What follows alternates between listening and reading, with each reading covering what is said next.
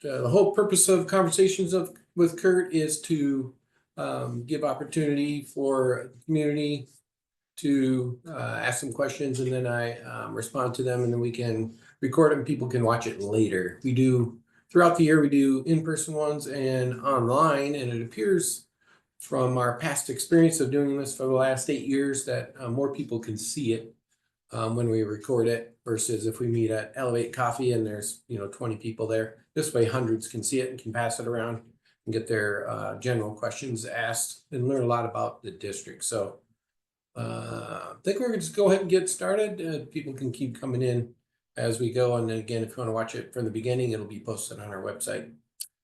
So I have half a dozen questions here that have been sent in. People want to know about, so I'll spend the next 20-30 minutes hitting this, maybe shorter, depending on how fast I am. This is our last one of the year, the last conversation with Curt for this year. First question is related to the budget. It says, with the failure of the bond and override in November, what is DVUSD's budget situation? Well, currently, as you know, when the override went down, that was $11 million per year for 3 years. And there's a phase in and phase out concept. So this year is $11 million we need to cut. And you can go to our website and learn about the different elements that were in it. Well, the most common ones were that people remember were staff salaries. About 8% of our staff salaries was in there. All-day kindergarten was in there, the free version. Half the state only supports half of it. So the other half was in the override. Support staff for students, student activities, those kinds of things. And so that's $11 million that we need to cut this year for next year as we're making our budget. So $11 million is kind of phase one. Obviously next year or the following year is 22 and the third year is 33, 11, 11, and 11. So that would be just from the override. But we also have enrollment issues, as everyone does throughout the whole state. We graduate about 2,500 kids a year, and we bring in about 1,500 kindergartners a year. So over time, we should be dropping about 1,000 kids a year, but we haven't. And the reason is obviously because we are doing well academically, athletically, etc. And so we have always beaten our demographers' numbers, but I have to be ready for a worst case scenario. So if we go down 1,000 students, that's just over $5 million, almost $6 million. And then you throw in inflation, as we know, it's still chugging along. So I need to come up with, on the high ceiling, about 20 million for next year. So that's our current budget situation for next year. We're working on our budget as we speak. So the question is, what's the budget situation? The short answer is about $20 million needs to be cut from the machine. Second question, again, related to budget. What is the process, the budget process for Deer Valley? It's the same process we've had for the last 7 years. Remember, I've been a superintendent for 26 years, 8 years here in Deer Valley. And so these are pretty much consistent budget processes that I've been involved with in my tenure as being a superintendent. But in general, it really has 3 legs to it. One is we have maybe three train tracks running together at the same time, side by side, and then they come together at the end is a better way to look at it. But we have community surveys that go out about this time of year. Hopefully you've seen 2 of them. One is kind of a general, what do you think we should be looking for? And more of an open-ended type survey. And that went through. We had about 1,100 responses there. The second one just came through. That was called a forced ranking survey. That was about 1,700 people responded to that. And that one was more of a, now that we know we have to cut, what do you prioritize the items that were in the override? Kind of a 1 to 9, and you had to forced rank. You had to make a choice. You couldn't say save them all or delete them all. It's what has the most value. So hopefully you've seen that already. and responded on that, because we appreciate that when you give us that feedback. That's one train track that's going. And at the same time, there's a budget committee that's going that has community members on it, staff, parents, etc. That they meet starting in January, and they even in December sometimes, and they truck through January, February, and into March. Because the budget first inclinations of the budget to the board go around March.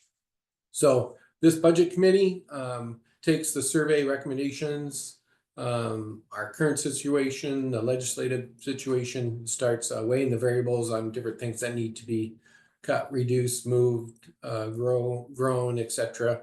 Those are that train is also going at the same time.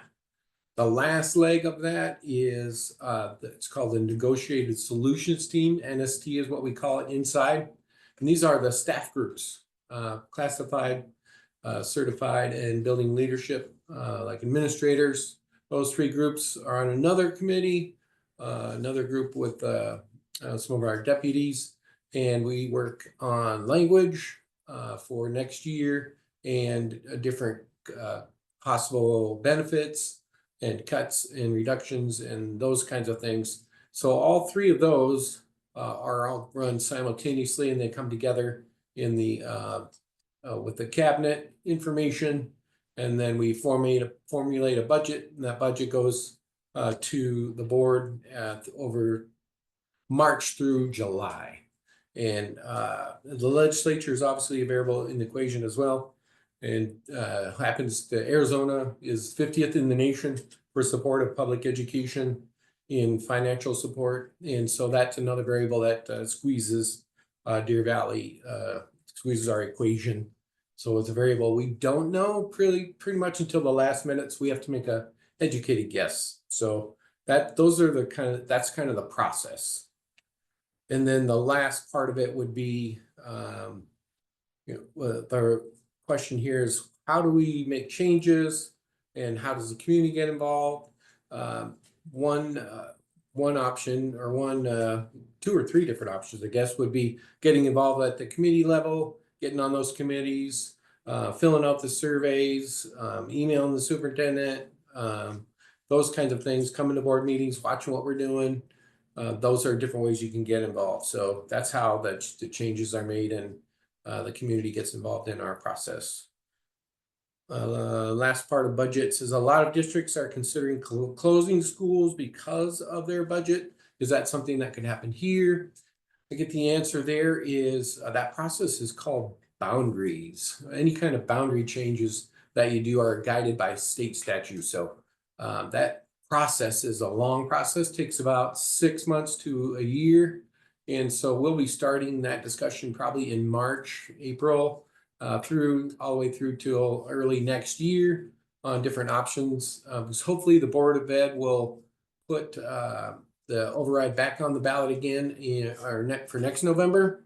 That's an all mail-in ballot. So hopefully they decide to do that. If they don't, my $11 million problem becomes a $22 million problem, which then becomes a $33 million problem. So every year we wait, it compounds the issue. So no news in that department, but that'll be through our boundaries committee. Next topic is Mandarin immersion. It says, what is the status of the Mandarin immersion program at Gavilan Peak, as well as other immersion programs throughout Deer Valley?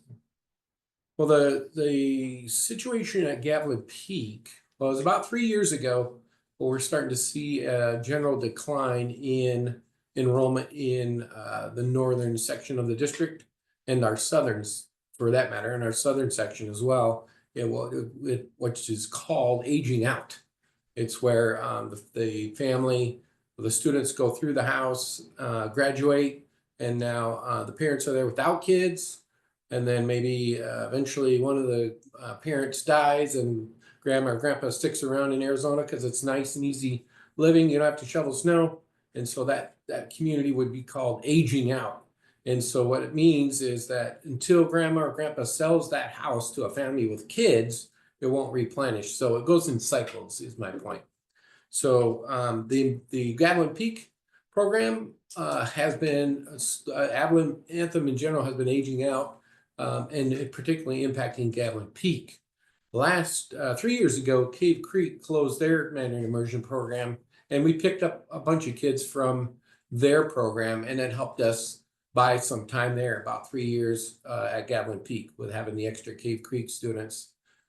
Now the aging out has accelerated, and so this year we had 9 kids in kindergarten, and next year we have 2 that have signed up. That was about a month ago, and so we met with the folks up north and told them we need 20 kids to keep the program going.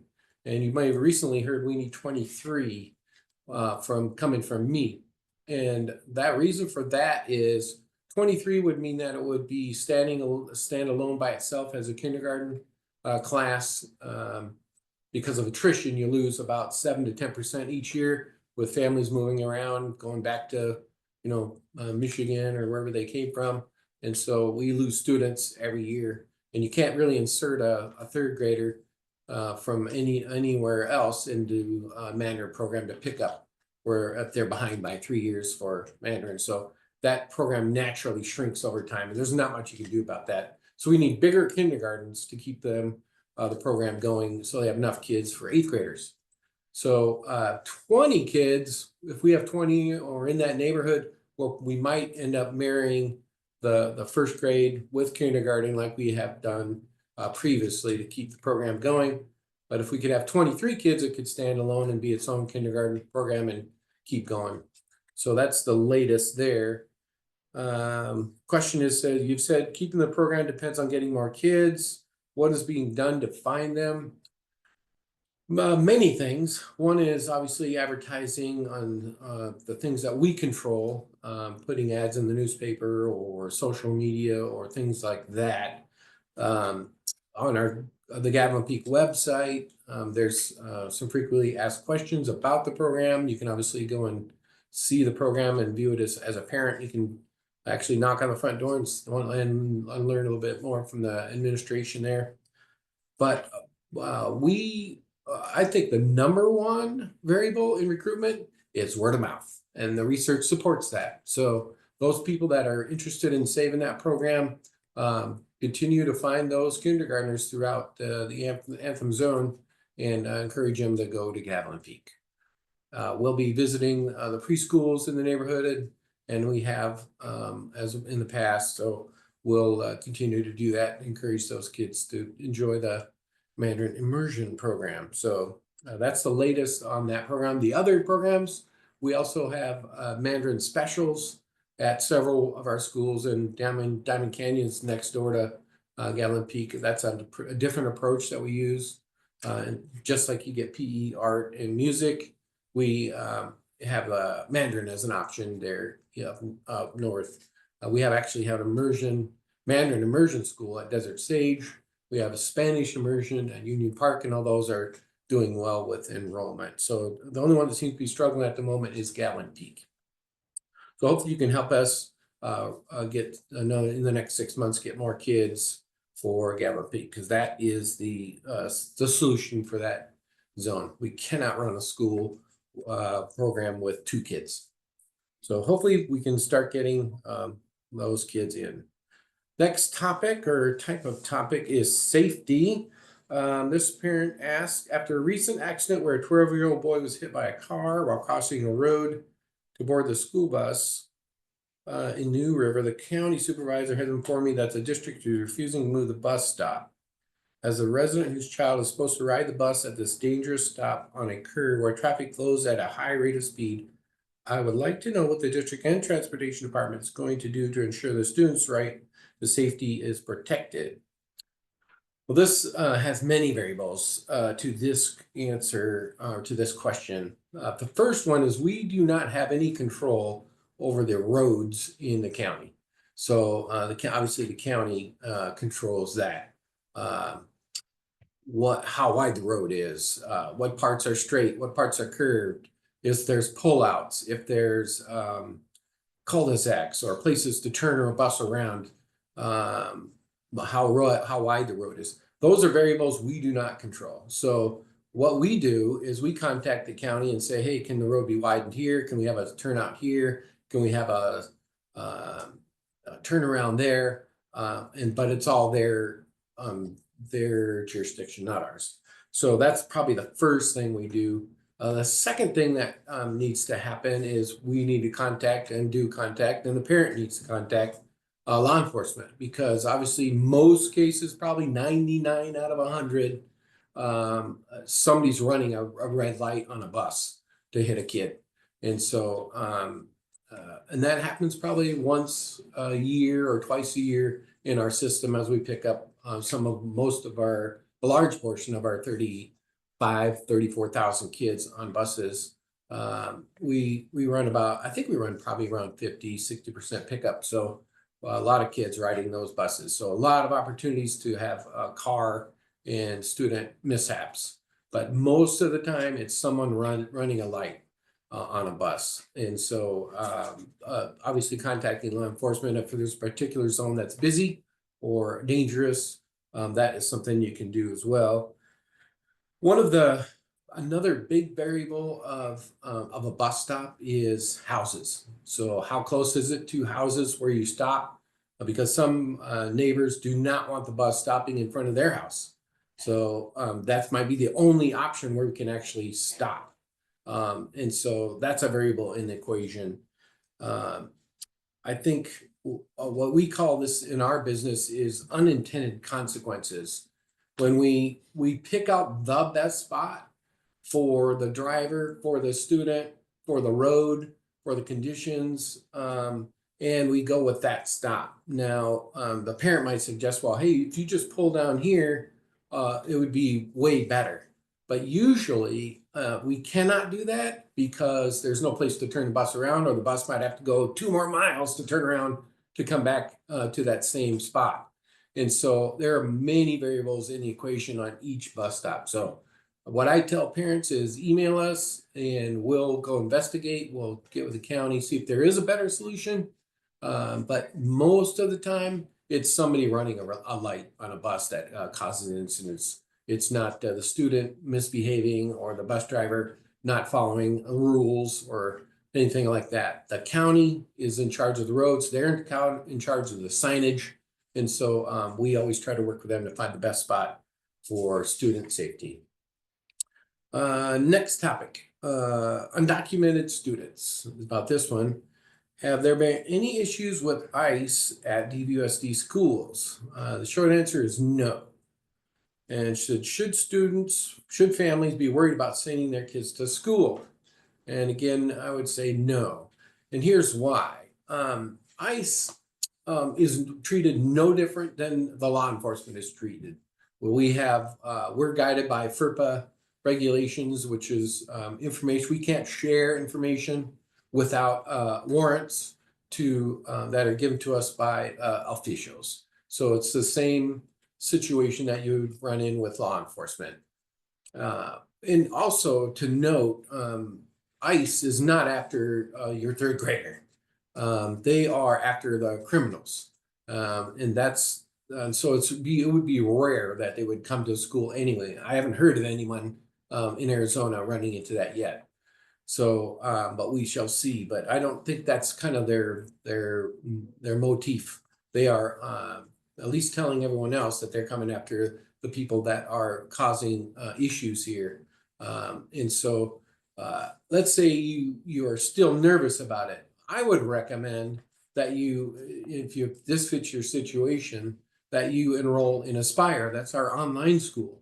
And so it runs the same curriculum and the same standards that our regular brick and mortar run. And so that school is online, and then they meet up here at the district office a couple days a month for the in-person parts. And so we could probably work with you and make sure that you want to feel that you are feeling safe for you and your student, and so that they're getting their education. So that's something I'd recommend is Aspire if you are still nervous about that. But we don't get involved with those organizations. They have to have the same paperwork that everyone else does to visit a school. We're highly regulated on who can visit students and who can get information on students, et cetera, et cetera. And that's part of our system. Next topic is DEI. You've been hearing a lot in the news about that related to the Trump administration. And then the question is the district compliant with federal requirements regarding DEI and its policies and curriculum? In the short answer is yes, we are already in compliance. This is mainly around hiring. That you have to hire a certain type of person or a quota or those kinds of concepts. And so we already don't do those concepts that are in the DEI documents, and you could Google it to learn more, but we don't, there are no reasons for us to change our policies or procedures. We already would be compliant. That being said, whenever you take federal money, if you aren't compliant, you don't get the money. So the question is, well, would you change if you had to? And the answer is, of course. Without money, we can't exist. So we need to know if we're compliant or not. Of course, we're compliant. And we are, for example, 5 years ago, it was all about critical race theory, CRT.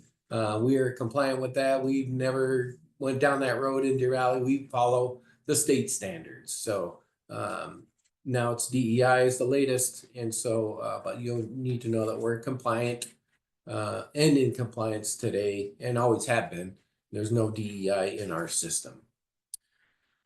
Next one is TSMC. It says, as TSMC continues to expand, what will happen with enrollment at the current high schools if we can't pass a bond or have the ability to build a new high school? Maybe I'll just answer that one first and then the second part. Well, no, the second part is really, well, homeschools need to change. So they're probably related. The short answer is that that zone is exploding around it from an enrollment perspective. That's our biggest growth zone right along the I-17 corridor there around the plants. And there's going to be another anthem that comes out of the ground, which now is nothing but sand. But this summer, I think you'll start to see, hopefully, some bulldozers out there as they put a new city up. And so, yes, we will start growing in that zone even more than we are now. Many of our schools in that zone are already full. So if we can't pass a bond in the future, then we'll obviously have to arrange some of our boundaries. And that boundary process, I think I talked about it earlier, we'll be starting it probably in March, April, and then go through next year. And then we'll talk about options later next year. But the question is, will we have to build schools for that zone? And the answer is yes, we do. We will need schools in that zone. So I think either way, boundaries are going to be a variable because that part of that's undeveloped has not been. We haven't decided what school, where those different students would go. So either way, we're going to have a boundary discussion anyway on that zone and the surrounding zones, how to spread those kids out. So I think that will be going through till probably October, November, December of next year. We'll probably do the whole district as well. Look from the top to the bottom and look and see if there's any other places where we need to adjust for students. But TSMC, the explosion on TSMC is coming. Our neighborhoods are growing pretty fast. A lot of infills in our neighborhoods, especially in the central part of our district. Because remember, we go from New River down to Bell and all the way out to the lake and up to 7th Street. So we are definitely have a lot more ability to expand as a district. So we will be the biggest or one of the biggest school districts in all of Arizona here in the next 5 to 10 years. Next one, next topic is student success. Here's a couple of questions. DVUSD has 3 more schools: Highland Lakes, Terramar, and Stetson Hills receive an A+ School of Excellent distinction. What is this award? How do we get it? Are there other schools that we have it? This comes from the Arizona Education Foundation. They're the same ones that do the spelling bee. I think they do Teacher of the Year. By the way, we had the Teacher of the Year this year up in Boulder Creek, Emmett Burton. And so we just interviewed him yesterday for my podcast. So make sure you listen in. It'll be coming out later this week. I also interviewed Ryan Donovan, his counterpart. They were both top fivers. And so we were listening for that. There's another cool guest on there as well. But the reason why you get these A+ School of Excellent awards is it's a big process. There's an application process. There's vetting. You actually have visitors that come to your school. That's why I like it and put some value in it, because it's outside experts looking for good systems that are balanced, that have good academics, good fine arts, good opportunities for students, good safety, growth, good culture, all the variables that you need for a good school. And about 50% of our schools have received A+ School of Excellence award in the past. So something I value and something that I think is very valuable for the school to go through the process. It really shines a light on what they're doing. So congratulations to those the last 3. Just last couple of days we found out about that. So there's a bunch of variables in the equation that makes it hard to get. For example, your principal has to be there for 3 years in a row before you can apply. So it makes it a little bit tougher to get as well. The second question: what do you attribute to the success of our A+ schools? I guess you could say that about all of our schools. It's really, in particular to the A+, I think it's really leadership at the building level. That's a big piece of it. I think alignment's a big piece of it, because we know the state standards and we know where we're the target, where we're aiming. So we need to align our curricula and align our growth and culture systems to that end. And obviously the last variable, which is probably the most important, is just great staff. So when you have that combination, you are usually successful as a school, regardless of your title or non-title. The great leaders, good alignment, and good people make for the 3 legs of the stool of success for A+ School of Excellent schools. It looks like the last question here: where does the success of Deer Valley come from in academics, fine arts, and athletics? Similar question. I think it comes from what I said earlier: leadership, alignment, and people. But I think a variable that's probably from a district perspective is a good strategic plan. I'm old school that way. I think that if you don't have a target and a plan, you're bound to hit nothing. So a lot of school districts just do the work or do lip service to the strategic plan, but it actually helps guide the goals in our system for every employee, including myself. And so as we line up the superintendent's goals first, that come from the board, then every employee aligns to that. So that alignment means we're all headed in the same direction. So yes, Deer Valley was rated an A this year. We got the most A's in our history. We had 27. 35 of our 42 schools were A or B rated.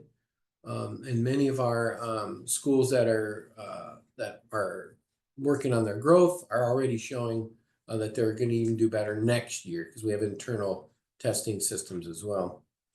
I think another thing that is record breaking as well is our number of state titles.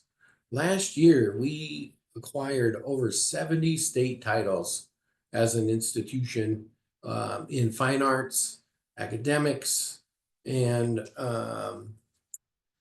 what was the last section of it? Athletics.